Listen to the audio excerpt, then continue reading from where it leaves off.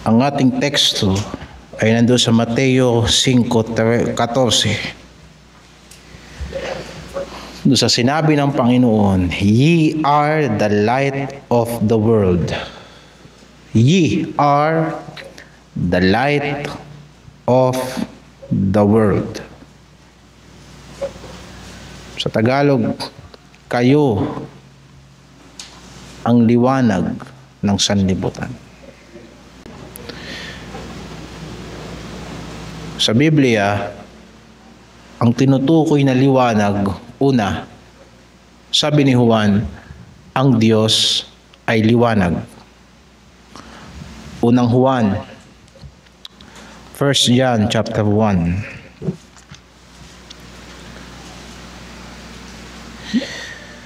Verse 5.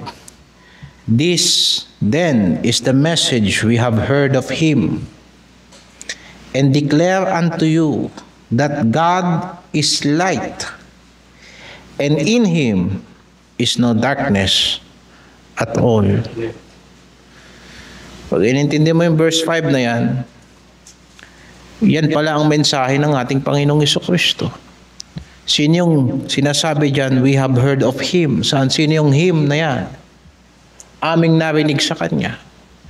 Yan tinutukoy sa verse 1 hanggang verse 3. Yung nakita ng mga apostoles, nahawakan ng mga apostoles, yung buhay na nahayag sa kanila na ipinangaral sa mga unang Kristiyano, na sinasabi ni Juan, isinulat namin ang mga bagay na ito para magkaroon kayo ng pakikisama sa amin. Ito ang mensahe na narinig namin kay Kristo. Ang Diyos ay liwanag, at sa Kanya ay walang kadiliman na anuman. Kaya nga ang implikasyon niya nasa verse 6, if we say that we have fellowship with Him, sino yung Him na tinutukoy? Yung Diyos na liwanag. It is also implied na yung tinutukoy na liwanag ay pwedeng si Jesus Christ din sa talatang yan. Because may pakikisama tayo sa Ama, may pakikisama rin tayo sa Anak. Kung tayo ay may pakikisama sa Diyos sa pamamagitan ni Kristo, subalit lumalakad tayo sa kadiliman, ay tayo po ay nagsisinungaling. At hindi tayo lumalakad at gumagawa ng katotohanan. Bakit? It is the fundamental message of Jesus Christ. God is light. Akala ng mga Pariseo sa kanilang panahon, matuwid na matuwid sila. Because outwardly, nasusunod nila yung kautusan. Minsan sumusobra pa. Minsan wala na sa kautusan, tradisyonal lang. Hinihigpitan nila yung mga tao. Kahit wala na sa kautusan ng Diyos, tradisyonal lang. Akala nila mabuting tao sila. Kaya lang, sa kanilang puso, ng pag-iimbot, pakikiapid, kabumihan, na hindi inaddress ng kautusan. Nang dumating ang ating Panginoong Jesucristo, ang lagi niyang sinasabi, hindi yung pumapasok sa tao ang nagpaparumi sa tao, kung hindi yung lumalabas sa tao. Ang sanlibutan ito ay kadiliman, sinabi ng banal na kasulatan. Ang impluwensya ng sanlibutan ito, hahasikan tayong mga Kristiyano. Pero how do we respond? Anong laman ng puso natin? Alam natin ang puso ay mandaraya. Kaya nga nanghihingi tayo palagi na huwag mawawala ang mata natin doon sa kaliwanagan ng Panginoon. Kaya nga sa provision ng pakikisama sa Diyos, nandoon yung tayo ay laging hihingi ng tawad sa tao sa tuwing tayo ay nagkakasala. Sapagkat gusto nating lumakad sa liwanag. Verse 7, but if we walk in the light, as He is in the light, we have fellowship one with another, and the blood of Jesus Christ, His Son, cleanseth us from all sin. Ang Diyos ay liwanag. Second, si Kristo ay liwanag ng sanlibutan. John 8:12. Maalala natin, sa context ng John 8, mayroong isang babaeng nakiapid na huling-huli sa akto ng pakikiapid. Ang dinala po sa paanan ng ating Panginoong Jesucristo para ang Panginoong Jesucristo ay kanilang tuksohin. Tignan nga natin, ipapapatay ba ni Kristo itong babaeng ito? Pag hindi ito ipinapatay ni Kristo, hindi masusunod ng kautusan. And it's a tricky situation. During that time, hindi pwedeng magpatupad ng capital punishment ang mga Hudyo. During the time ng Roman occupation, na sila ay nasa ilalim ng pamamahala ng mga Romano, hindi sila pwedeng pumatay. Hindi sila pwedeng mag-execute ng mga criminal. Kaya ang Panginoong Hesukristo, kung ipababato niya yung babae, sapagkat yung babae nahuli sa pakikiapid, dahil yun nakasulat sa kautusan, magiging kalaban ng ating Panginoong Hesukristo ang mga Romano. Pero pag hindi naman pinabato ng Panginoon yun, sasabihin ng mga Hudyo, nilalabag mo ang kautusan ni Moises. Ang sabi ni Moises, pag nahuli mo ang babae nangangalunya sa akto, dapat batuhin siya hanggang mamatay. Kaya nga nung dinala nila ang babae sa harapan ng Panginoon, sinusubok nila ang Panginoon. Tinutukso nilang magkamali ang Panginoon. It's either susuwayin niya ang kautusan or it's either susuwayin niya ang mga Romano. Either way, meron silang reason para si Kristo ay ihabla sa hukuman. Hindi sinabi ni Kristo na huwag niyong batuhin yan. Ang sabi ni Kristo, sinong walang kasalanan, siya ang unang bumato. Sapagkat sinabi talaga ng Biblia, ang kabayaran ng kasalanan, kamatayan. Totoo po niyan. Hindi po ang masasamang tao ang pupunta sa impyerno. Totoo niyan, lahat po tayo by default dapat pumunta sa impyerno sapagkat tayong lahat ay nagkasala sa harapan ng Diyos. Kaya lang makikita mo yung grasya ng Diyos. Hindi pa niya tayo dinala sa impyerno. Hindi pa niya dinadala ang mga tao sa impyerno. Binibigyan pa ng pagkakataong magsisi ang tao. At saka sinabi ni Jesucristo sa babae, may humatol ba sa'yo? Wala po. Hindi rin kita hatulan. Humayo ka ng payapa at huwag ka nang uulit. At saka niya sinabi sa verse 12, ako ang liwanag na sanlibutan. Nakita ba natin yon? Verse 11 and verse 12, she said, no man, Lord. And Jesus said unto her, neither do I condemn thee. Go! Sin no more. Then spake Jesus again unto them, saying, I am the light of the world. He that followeth me shall not walk in darkness, but shall have the light of life. Sa unang sinabi natin kayo na ang Diyos ay liwanag, ay nagpapakita ito ng kabanalan ng Diyos. Nang sinabi ni Jesucristo, ako ang liwanag ng sanlibutan, ito naman ay nagpapakita ng biyaya ng Diyos. Sapagkat sino ang taong haharap sa Diyos ng walang kasalanan?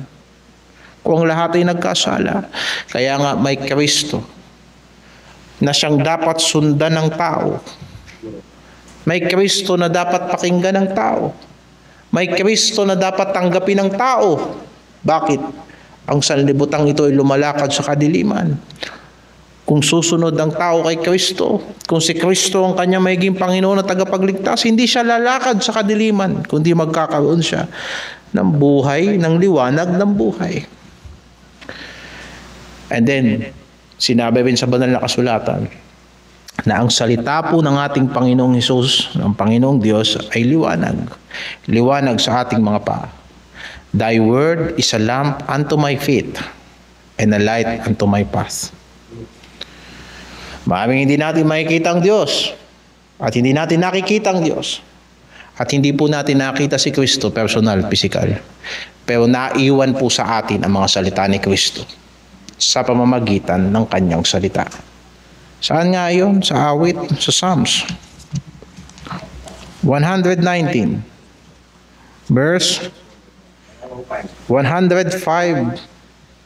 Thy word is a lamp unto my feet, and a light unto my path.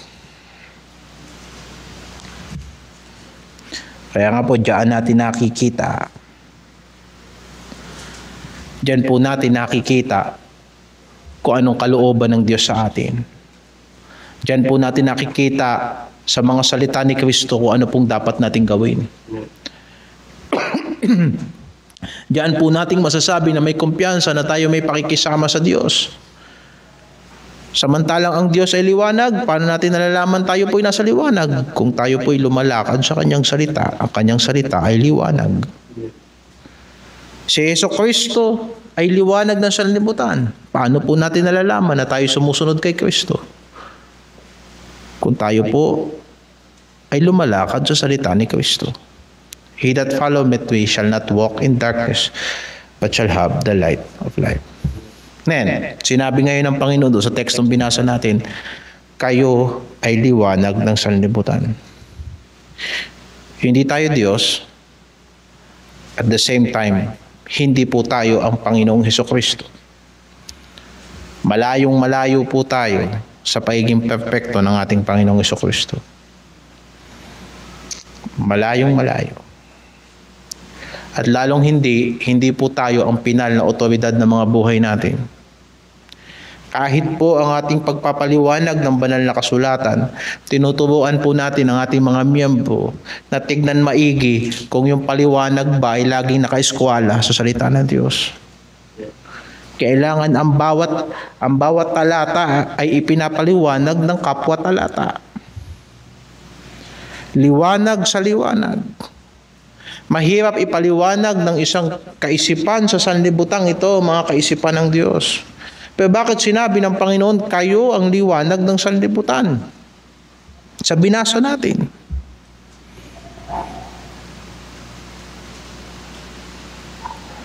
Babalik tayo doon sa tatlo kanina. Sapagkat ang Diyos ay liwanag.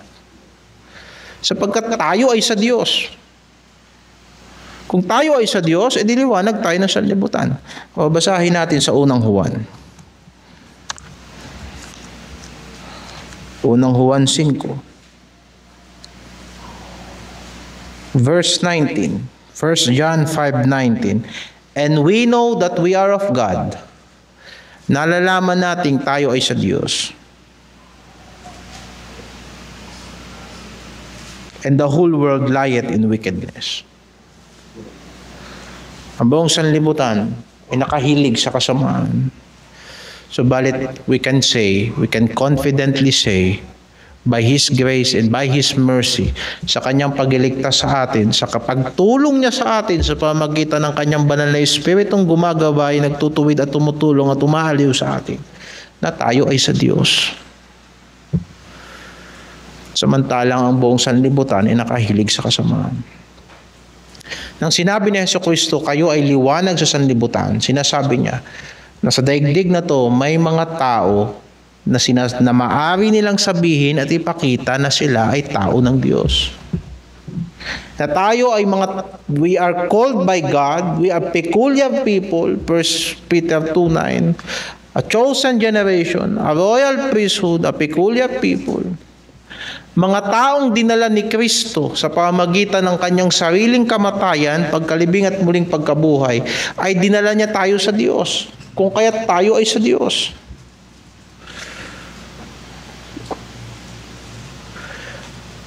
Ganon din ang ibig sabihin. Na tayo ay mga liwanag sa sanlibutan ito, ang ibig sabihin ay tayo ay hindi nang hahawak sa sarili nating katwiran, kung hindi sa katwiran ni Kristo. At tayo ay nauuhaw sa katwiran, at tayo ay nagugutom sa katwiran. Alam mo, dapat mong pag-isipan yung salitang nauuhaw at nagugutom. At sa daigdig na to, hindi matatapos ang pangangailangan natin sa pag-alam ng katwiran ng Diyos. Hanggat nabubuhay tayo sa daigdig na to, meron palaging pagnanasa na matuto sa salita ng Panginoon. Kami salitang nauuhaw, nagugutom. Anong ginagawa ng taong nauuhaw at nagugutom? Naghahanap. Nagsisikap. May kasabihan nga, mga kumakain, walang tutong sa taong gutom. Pagkagutom ang tao, walang arte-arte. Kakain ng gutom. Kahit 10 oras ng gabi, tatayo ka. Bubukas ka ng kaldero. Bukas ka ng rep. Yung iba naman lalabas ng bahay. Yung iba naman lagi may nakahadang biskwit sa bag at sa bulsa, sa kung saan-saan nakalagay yung mga bagay-bagay. Yung iba dadaan sa kape, yung gutom. Kaya yung iba nagbibisyo din pag nagugutom. Anong ginagawa ng taong gutom? Naghahanap. Nagnanasa. Sa iba pang salita, naglalaway. May pagkainggit. At marami pang iba. Pero isipin mo, sabi ng Panginoon, mapalad ang mga nauuhaw at nagugutom ayon para sa katwiran. Anong pakiramdam ng taong naghahanap ng katwiran ng Diyos?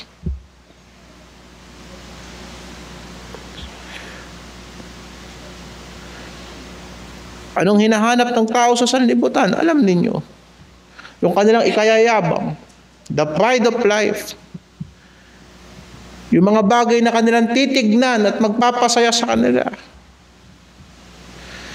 Isipin mo, pag nag-break yung inyong paboritong love team, you are broken-hearted kahit hindi naman kayo kasali doon.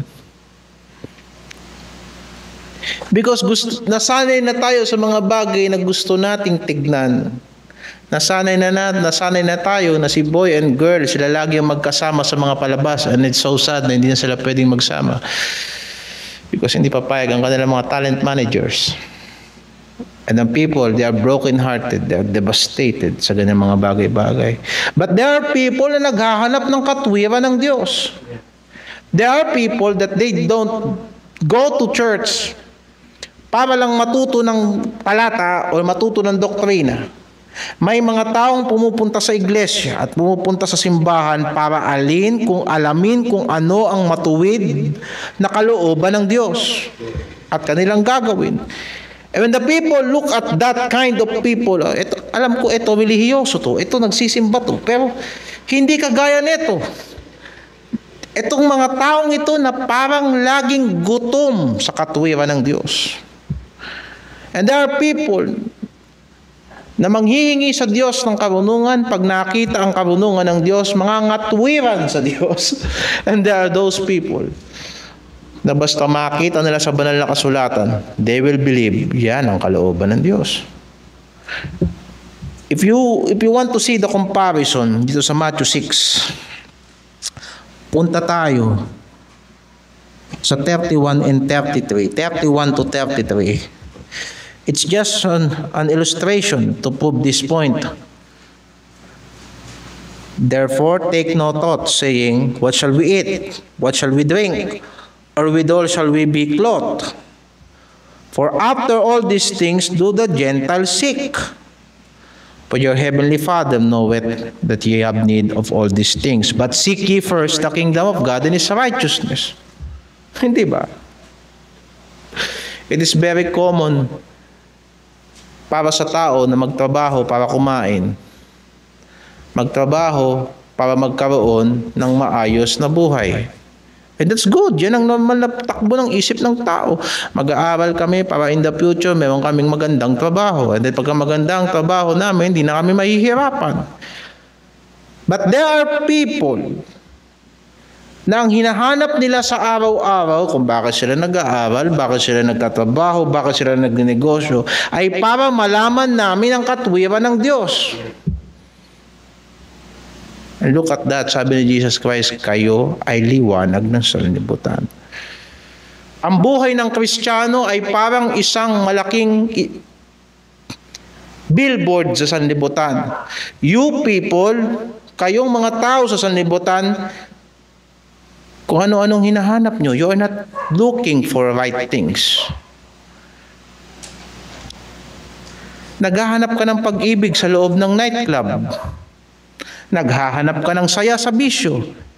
Naghahanap ka ng stability sa mga bagay na magugulo. Hindi ganyan. Kundi tignan nyo yung mga tao ng Diyos, they are the light of the world, they are looking for righteousness. Ano ang tama ayon kay Kristo? That's why sasabihin ng marami, ang Biblia, alam mo, lumang libro na yan. Outdated na. And even some Baptists will say that, ang Biblia, outdated na kasi ang Biblia, kaya kailangan medyo, alam mo, i-modernize natin ng konti. No. Kung ang salita ng Diyos, ang liwanag ng sanlibutang ito, wag mong papakialaman yan, or else parang yung Christmas light na may mga pundidong bumbilya.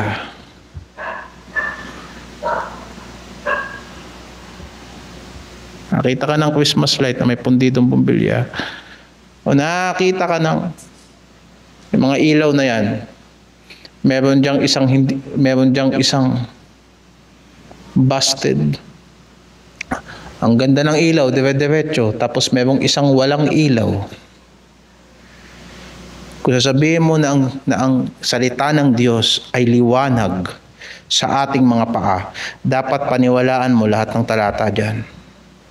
Otherwise, parang yung hilera ng mga ilaw na merong isa dyan pundido, di ko pa iniwalaan yan eh.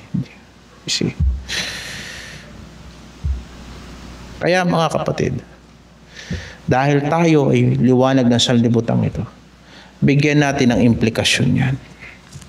Pumunta tayo sa Pilipos. Philippians chapter 2.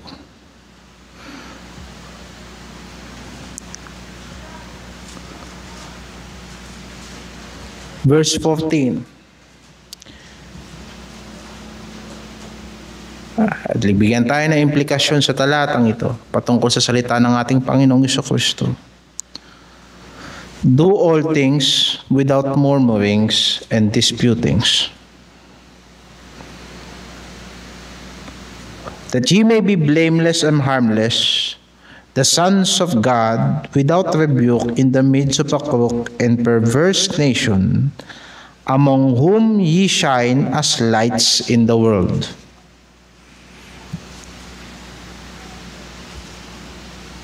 Una, maging mapagpasalamat tayo sa lahat ng bagay.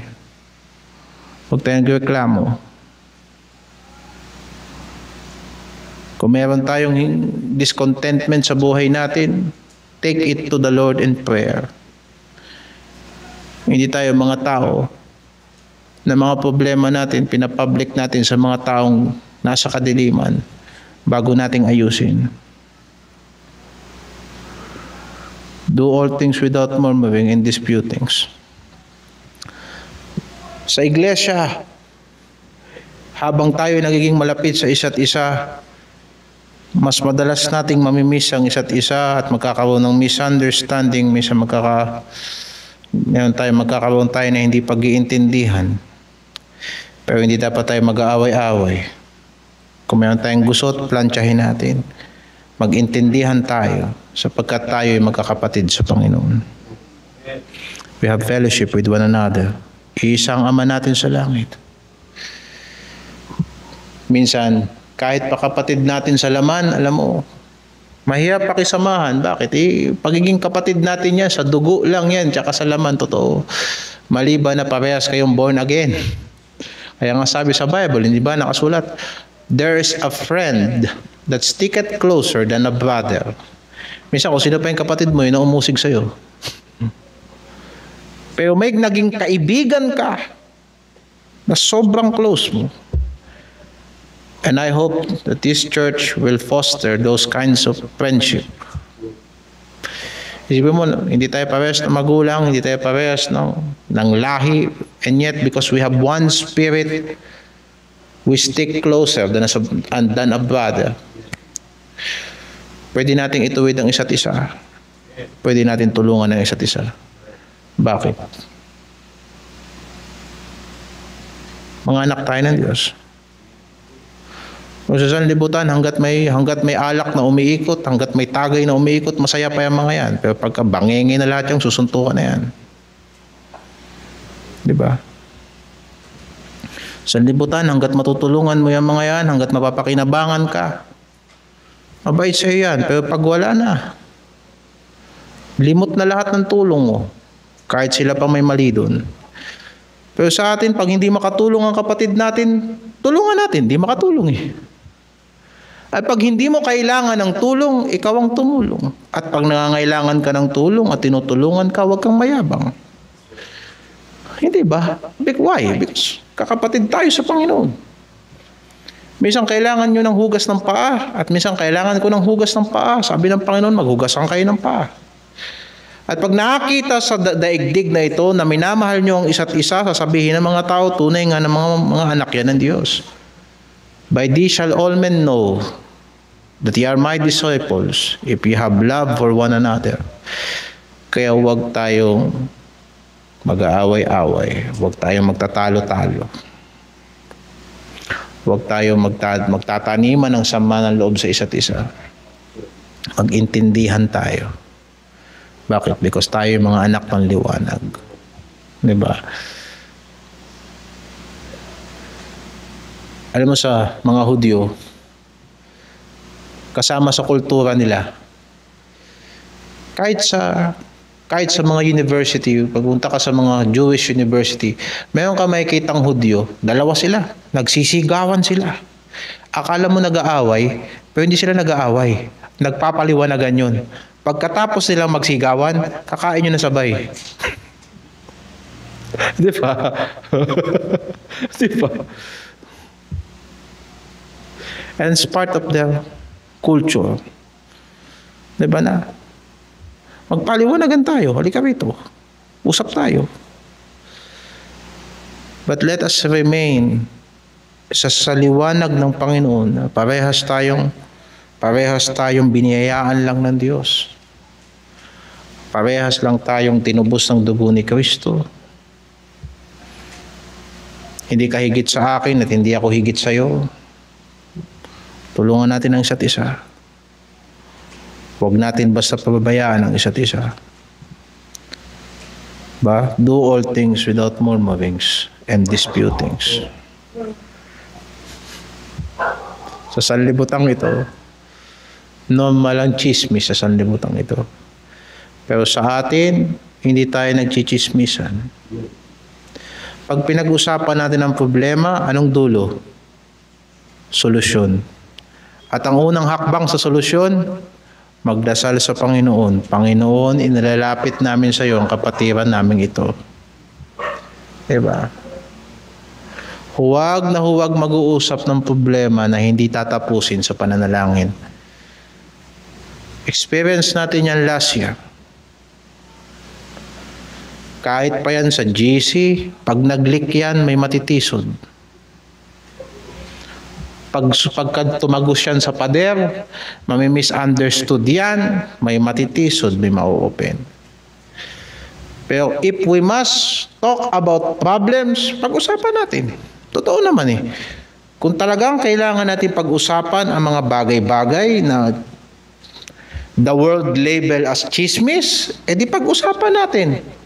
But we must think according sa salita ng Diyos. Ituwid natin ayon sa salita ng Diyos. Total, meron tayong liwanag sa ating mga paa, ang salita ng Panginoon.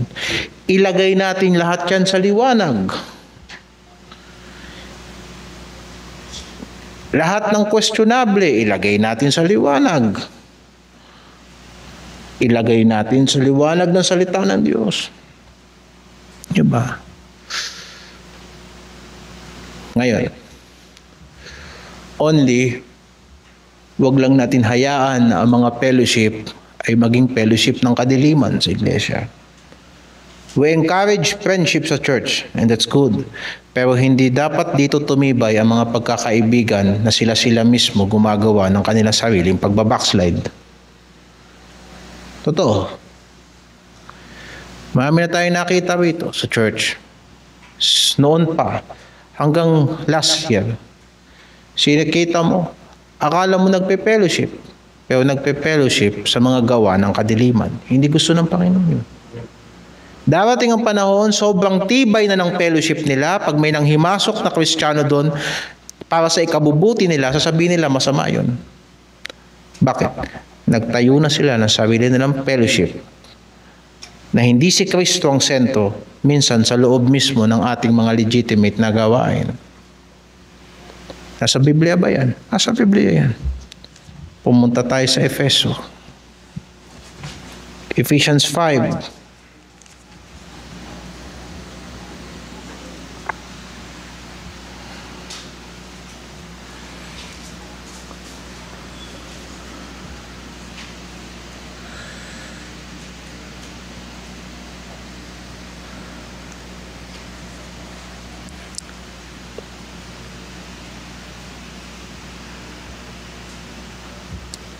Verse 8, you were sometimes darkness, but now are ye light in the Lord.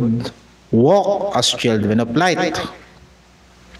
For the fruit of the Spirit is in all goodness and righteousness and truth, proving what is acceptable unto the Lord, and have no fellowship with the unfruitful works of darkness, but rather reprove them. For it is a shame even to speak of those things which are done of them in secret. But all things that are reproved are made manifest by the light. For whatsoever that make manifest is light. Isipin mo. Kung mabuti, bakit kailangang itago?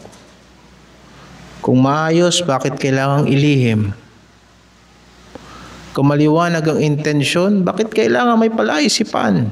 Make it clear. Sapagkat sinabi ng banal na kasulatan, lahat ng mabuti ipinahahayag sa liwanag. And we don't allow, at wag natin pahihintulutan, lalo na sa mga bagong Kristiyano na maidadagdag sa atin ng Panginoon, na bumuo sila ng kanilang mga fellowship na hindi si Kristo ang sentro ng kanilang usapan. Nakaranas na tayo sa Panginoon na mawalan, nakaranas na tayo sa Panginoon na tayo mismo minsan itinuwid tayo ng Diyos. Alam na natin anong resulta ng ginagawa ng mga bago, saan yan magtatapos. Alam natin na bawat gawain ng kadiliman hindi nagbubunga, unfruitful works of darkness. Verse 11. Ituwid natin. Diba? So hindi natin pinagchichismisan ang problema.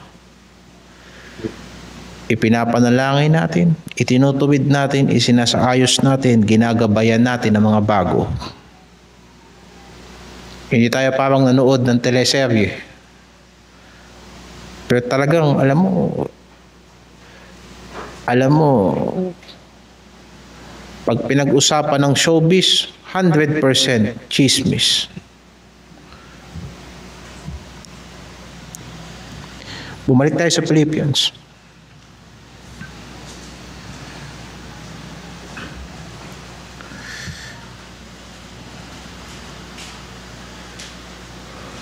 Dahil mga anak tayo ng Diyos, pagsikapan natin, huwag mapupulaan ng Diyos sa mga buhay natin.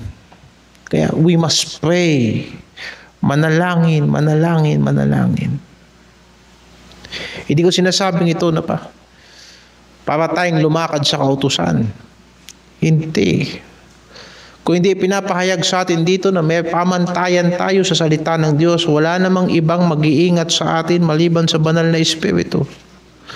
Kung kaya't manalangin at manalangin at manalangin. At ipanalangin ang bawat isa.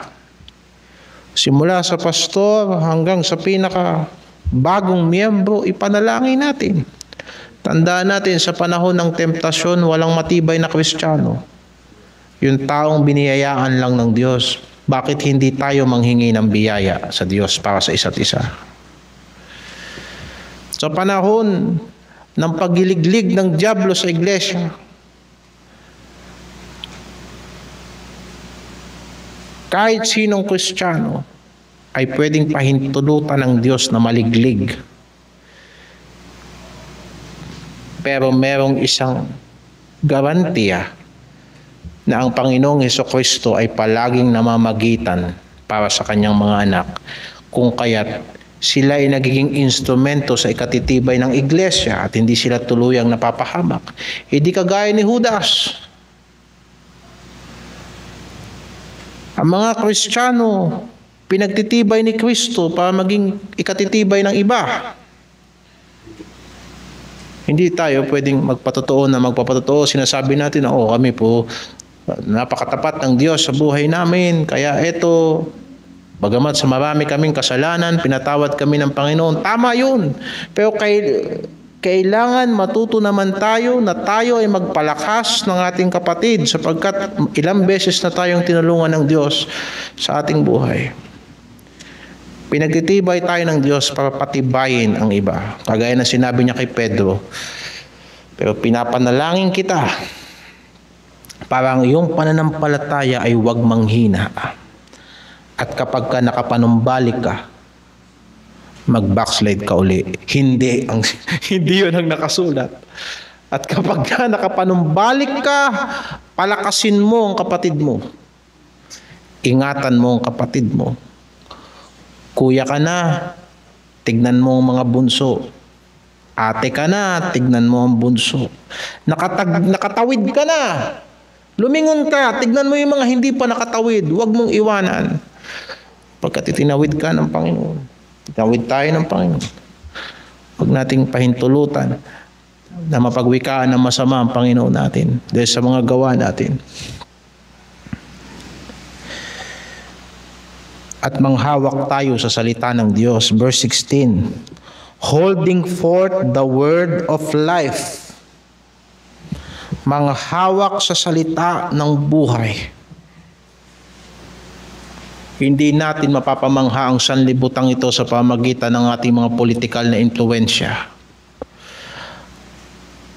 o anumang mga bagay. Political power, kaya rin yan ng mga Katoliko, kaya rin yan ng mga iglesia. Sino mang relihiyon ang may sapat na tao, kaya nilang yanigin ang bansang ito sa pamagitan ng kanilang impluwensya. Totoo.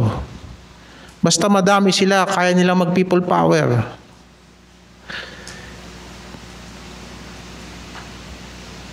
Basta ang relihiyon may makinarya, may pera.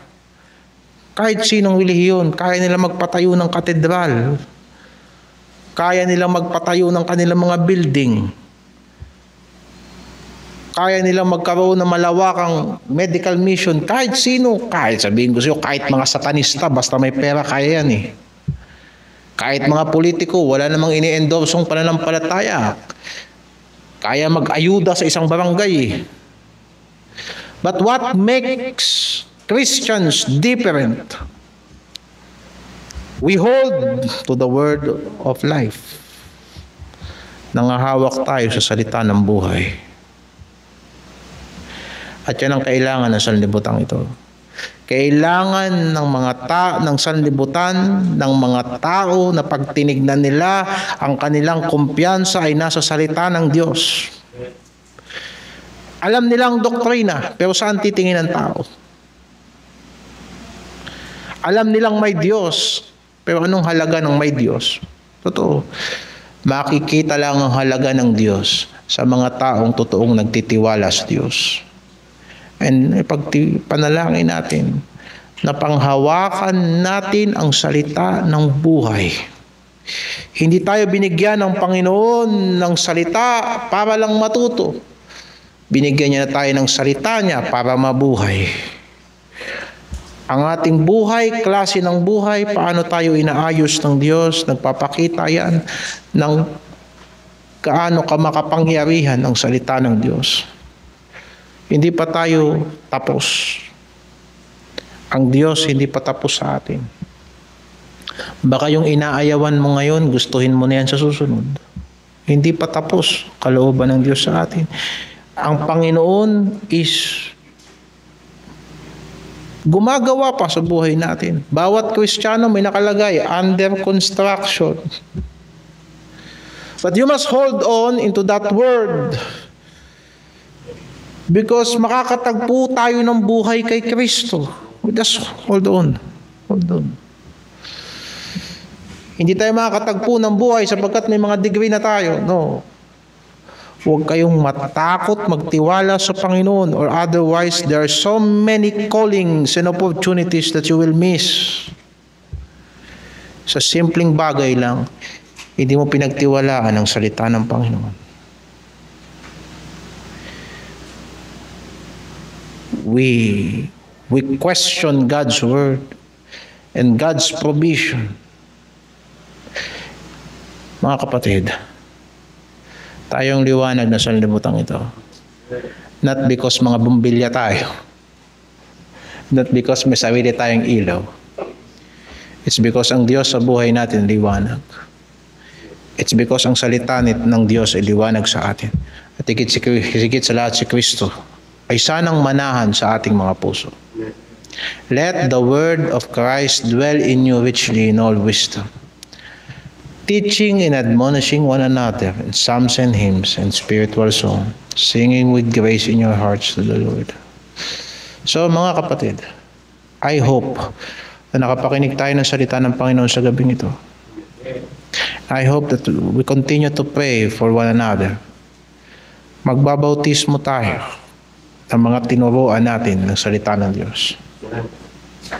Sana yung liwanag na nakita natin sa puso natin dahil sa biyaya ng Diyos, sana magliwanag din sa puso nila. Hindi natin kaya silang liwanagan. Ngayong mga anak na tayo ng Diyos, tinitignan natin, oo nga, no? Bakit tayo nagawa natin, sila hindi? No, hindi natin nagawa. Hindi natin nagawang tumalikod sa kasalanan natin. Biniyayaan tayo ng Diyos sa magkaroon ng bagong puso. Kaya mukhang madali para sa atin, totoo. Pero isipin mo, mahirap para sa iba sapagkat sinisikap nila sa sarili nilang gawa. Sana dumating na bigyan sila ng Diyos ng pagsisisi at ng pananampalataya. Ang ating mga patotoo ay hindi yan nakadisenyo para inggitin ng ibang tao. Kung hindi para sabihin, nangyari ito dahil nagtiwala kami sa salita ng Diyos. Hindi namin kinaya to sa sarili namin. Kasi hindi pa nga kami nga mismo, hindi pa kami tapos. Marami pang ipinahahayag ang Panginoon sa amin. Nagpaplano kami at nananalangin kami, pero hanggat hindi yan nangyayari, ang dami pang pwedeng mangyari. That's why we continue to pray. That's why we continue to pray. The preparation of the heart in man and the answer of the tongue is from the Lord. Lahat yan nasa Panginoon. So manalangin tayo.